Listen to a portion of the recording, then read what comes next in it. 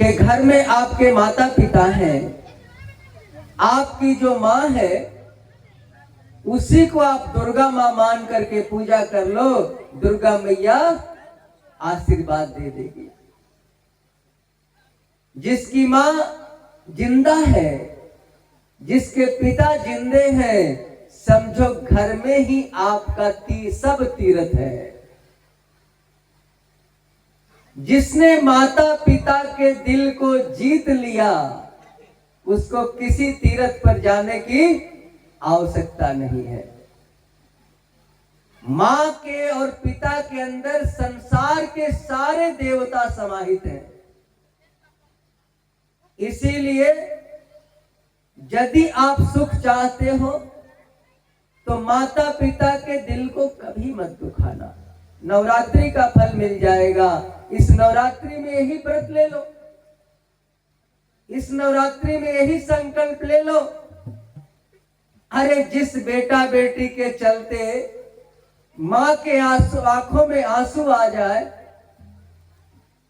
तो किसी भी मंदिर के भगवान उस बेटा बेटी की रक्षा नहीं कर सकते। याद रखना, चाहे तुम किसी तीर्थ में चले जाओ,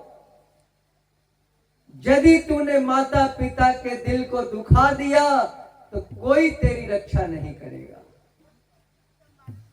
और यदि तूने माता पिता के दिल को नहीं दुखाया तो किसी तीर्थ पर में भी नहीं गया तो भगवान तेरी रक्षा कर देंगे।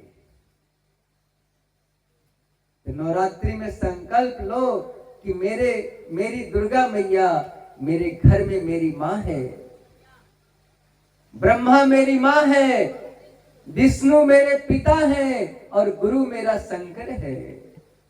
यही तो तीन देवता हमारे लिए है, ब्रह्मा विष्णु महेश। अरे ऊपर ब्रह्मा विष्णु महेश है कि नहीं है, हमने नहीं देखा। लोग कहते हैं तो हम भी कहते हैं ऊपर ब्रह्मा विष्णु महेश है, लेकिन धरती पर ब्रह्मा विष्णु महेश है, हमने देखा है।